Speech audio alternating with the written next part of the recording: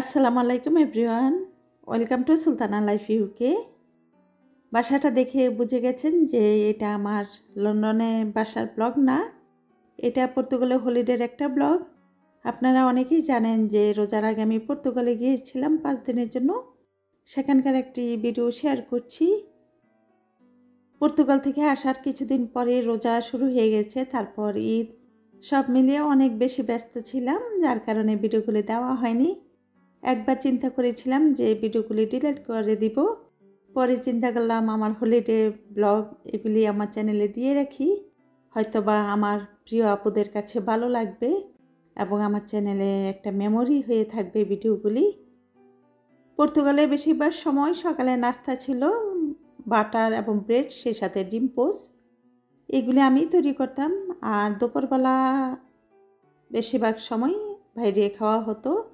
সকালে নাস্তার পর বাইরে এই জায়গার মধ্যে দাঁড়িয়ে আমি কফি খেতাম। আজকে যখন ভিডিওটা এডিট করছি তখন খুবই মিস করছি।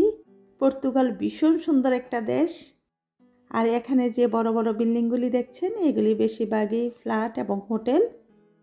পর্তুগাল আমার এবং আমার হাজব্যান্ডের খুবই পছন্দের একটা দেশ। একটা সময় এই পর্তুগালে আমরা অনেক বছর ছিলাম, এখন তো ইংল্যান্ডে চলে আসছি, অনেক বছর হলো। তারপরেও পর্তুগালের জন্য মন কাঁদে, অনেক মিস করি পর্তুগাল দেশটাকে। ইংল্যান্ডে সেটেল হওয়ার পর অনেকবার পর্তুগালে এসেছি, তবে এবার অনেক দিন বললে ভুল হবে, অনেক বছর পর পর্তুগালে আসলাম। আর আজকে সুন্দর একটা জায়গা ঘুরতে যাব, যার কারণে এখানে একটা ড্রেস বের করে নিয়েছি। ড্রেসের সাথে ম্যাচিং করে হেজাব, সে সাথে গলার নেকলেসও বের করে নিয়েছি। এটা একটা লং ড্রেসের প্যাকেট। আমি যখন কোনো দেশে বা কোথাও হলিডেতে যাই তখন আমার ড্রেসগুলি কিভাবে নিয়ে আসি সেটাই আপনাদের সাথে শেয়ার করছি। একটা জিপলক ব্যাগের ভিতরে হেজাব, সে সাথে লং ড্রেস, গলার নেকলেস এবং ইনার একসাথে রাখি। যখন কোথাও বেড়াতে যাই তখন জিনিসগুলি এলোমেলো হয় না, খুব সহজে আমি খুঁজে পাই। আশা করি আপনাদের কাছে এই আইডিয়াটা ভালো লাগবে। আপনারাও যখন কোনো হলিডেতে যাবেন তখন এভাবে একসাথে জিনিসগুলি রাখলে খুবই সহজে আপনারাও খুঁজে পাবেন আমার মতো। রেডি হয়ে বাইরে চলে আসছি। পর্তুগালে যতদিন ছিলাম সকালবেলা নাস্তা করে বাইরে বের হয়ে যেতাম, রাত্রেবেলা বাসা ফিরতাম। আর আমি বাইরের দৃশ্যগুলি ভিডিও করছি, গাড়িতে আমার হাজব্যান্ড, সে সাথে বাচ্চারাও আছে। চিন্তা করলাম পর্তুগাল শহরটা আমার প্রিয় আপু ভাইয়াদের সাথে শেয়ার করি। পর্তুগাল খুব সুন্দর একটা দেশ। এই দেশটা অনেকেই ট্যুরিস্ট প্লেস মনে করে থাকে। আজকে আমরা যে জায়গায় আসছি সেটা হলো আলবুফেরা মেরিনা।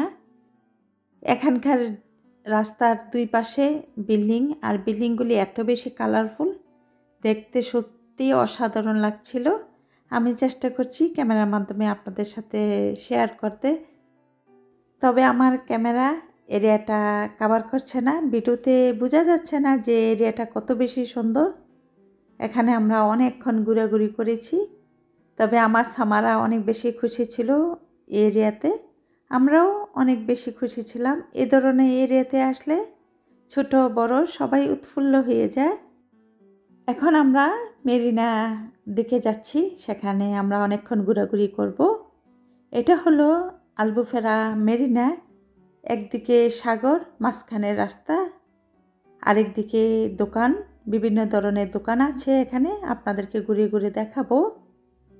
ডান দিকে সাগর, ডান দিকে চলে আসলাম। এটা আটলান্টিক মহাসাগরের একটা অংশ। এখানে হাজার হাজার স্পিড বোট আছে। এই স্পিড বোটে করে বিভিন্ন জায়গা ঘোরা যায় সাগরের মধ্যে। আমরা স্পিড বোটে যাইনি, কারণ পানি আমি ভীষণ ভয় পাই, সে সাথে আমার বাচ্চারা সাঁতার জানে না, যার কারণে স্পিড বোটে যাওয়া হয়নি। তবে বেশিরভাগ ট্যুরিস্টরা এই স্পিড বোটে ঘুরে থাকে। আমরা স্পিড বোট করে ঘুরতে যাইনি, কিছু ছবি তুলে চলে আসলাম শপিং করতে। লন্ডনে আমাদের যে ফ্রেন্ড সার্কেল থাকে সবার জন্য টুকিটাকি উপহার কিনব, সেই সাথে নিজের জন্য কিছু কেনাকাটা করব। এখানে ঘর সাজানোর অনেক ধরনের জিনিস পাওয়া যায়, প্রতিটা জিনিস এত বেশি কালারফুল, এরিয়াটা যেমন কালারফুল সে সাথে জিনিসগুলিও অনেক বেশি কালারফুল। দোকানের ভিতরে আসার পর সত্যি মাথা নষ্ট হয়ে যায়। সবগুলি আইটেম এত বেশি সুন্দর, বেশিরভাগ আইটেমে ঘর সাজানো, সে সাথে জুয়েলারিও আছে। এখানে বাচ্চাদের জন্য বিভিন্ন ধরনের নেকলেস আছে। আর দোকানের ভিতরের যে ঘর সাজানো আইটেমগুলি দেখলে অবাক করার মতো, প্রতিটাই কালারফুল। তবে এই আইটেমগুলি আমার একদমই পছন্দ হয় নাই। আমরা যে সকল মুসলিম, আমাদের ঘরে মূর্তি জাতীয় জিনিস রাখা ঠিক না। এই এরিয়ার বেশিরভাগ জিনিসগুলি মূর্তি স্টাইলে, আমার ঘর সাজানো কোনো আইটেমই পছন্দ হয়নি। তাই আমি জুয়েলারি দেখছিলাম। জুয়েলারি মাশাআল্লাহ অনেক সুন্দর, অনেক কালারফুল। এরিয়াটা যেমন কালারফুল, দোকানের জিনিসগুলিও কালারফুল। এই ব্রেসলেটটা দেখছিলাম, এখান থেকে আমি অবশ্যই একটা ব্রেসলেট নিয়েছি। আর এখানে আংটিগুলি অনেক সুন্দর।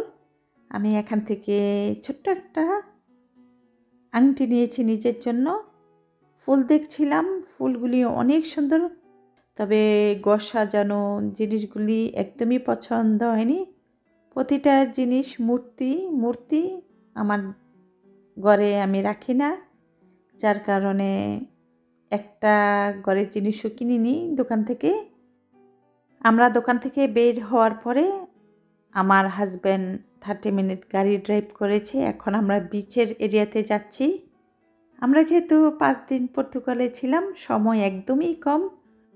আমরা সারাদিন ঘোরাঘুরির মধ্যে থেকেছি, শুধু রাত্রেবেলা বাসায় গিয়ে ঘুমাতাম। এখন বিচে যাব, এখানে সারাদিন থাকবো। আর বিচে যাওয়ার জন্য স্কেলেটার ব্যবস্থা আছে। কোনো বিচে স্কেলেটার ব্যবস্থা আমি এই প্রথম দেখলাম।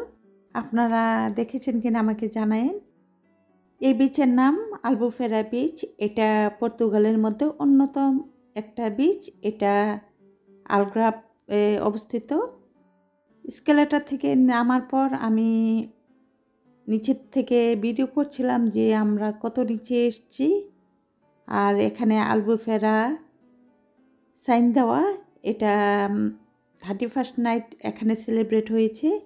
এখানে একদমই মানুষ দেখা যাচ্ছে না, তবে 31স্টে নাকি প্রচুর পরিমাণ মানুষ ছিল।